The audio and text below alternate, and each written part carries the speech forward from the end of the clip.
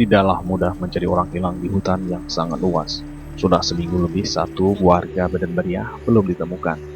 Korban bernama Gunawan Syah, 21 tahun, warga Putih Lintang, Kecamatan Bukit, Kabupaten Bener Meriah, Aceh. Hilang di hutan Panten Lues, Kecamatan Ketol, Kabupaten Bener Meriah. Pencarian sudah dilakukan tim SAR sejak dari tanggal 4 Mei 2020, di mana kantor SAR Banda Aceh memerintahkan Porsar Pirun dengan potensi SAR Bener Meriah untuk mencari korban, dengan membentuk dua tim yang akan menyisir ke arah barat laut. Dengan kondisi medan hutan, pergunungan yang menanjak, disertai dengan kondisi hujan yang cukup lebat mengakibatkan tim hanya mampu menembus hutan 5 km. Hasilnya korban belum juga ditemukan. Tim harus menginap selama 1 malam di hutan.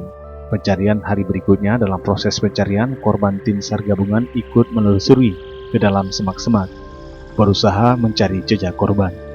Karena curiga terhadap benda asing di tengah hutan tersebut, tim akhirnya mendekati benda aneh tersebut.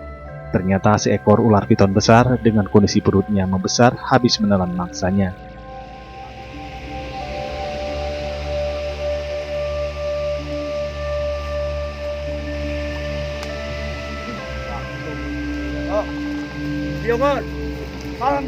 Karena curiga terhadap isi perut ular piton tersebut, tim berusaha mengeluarkannya. Kuat dugaan bahwa korban yang mereka cari beberapa hari terakhir dimangsa ular. Akhirnya, tim memutuskan mengeluarkan paksa perut ular tersebut dengan memotong beberapa bagian tubuhnya. Setelah dilakukan pengecekan ke dalam perut ular tersebut, ternyata ular piton tersebut hanya memangsa seekor babi hutan.